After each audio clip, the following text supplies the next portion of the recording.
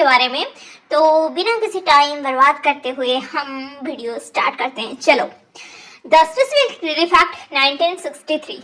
तो पहले इसका हिस्ट्री थोड़ा जान लेते हैं। The specific relief act 1877 is replaced by the present act 1963 on recommendation of 1934 of the law commission. Specific relief act 1877 और 1963 में यही डिफरेंस है कि 1877 में बहुत सारा इलिस्ट्रेशन था, 1963 में ऐसा कुछ नहीं है, पॉइंट टू पॉइंट बात है।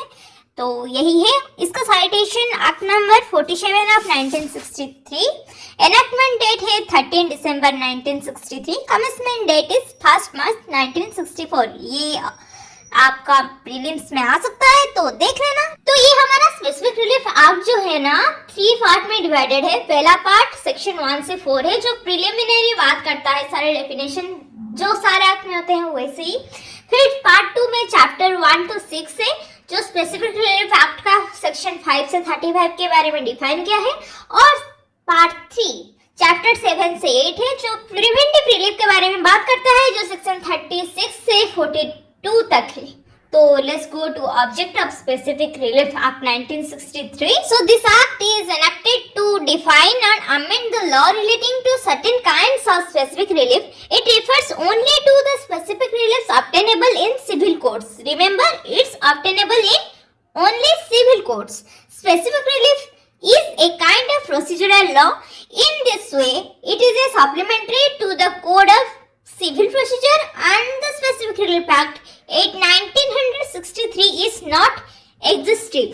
मतलब लिमिटेशन एक्ट की तरह ये एग्जिस्टिव इन नेचर नहीं है। तो स्पेसिफिक रिलीफ का मतलब क्या है? तो specific relief means that the particular relief to which a person is entitled in the first instance as distinguished from the compulsory relief.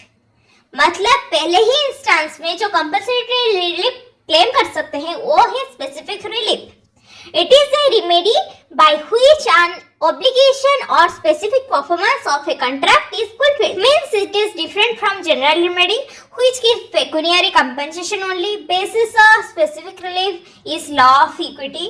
So specific relief act is remedial and protective in nature and subordinate to the law of contract. It provides the following kind of remedies for a person whose civil or contractual right has been violated. Recovery of position of property जो section 5 से 8 तक है। Specific performance of contracts जो section 9 से 25 तक है। Rectification of instruments जो section 26 में है। रेसिशन ऑफ कॉन्ट्रैक्ट जो सेक्शन 27 से 30 तक है। कैंसिलेशन ऑफ इंस्ट्रूमेंट्स जो सेक्शन 31 से 33 तक है। डिक्लेरेटरी डिक्रीज जो सेक्शन 34 से 35 तक है। और इंजेक्शन जो 36 से 42 तक है। तो यही था इंट्रोडक्शन। तो स्पेसिफिक रिलीफ में ना ऐसा नहीं कि कुछ हो गया तो हम कंपनसेशन दे देंगे।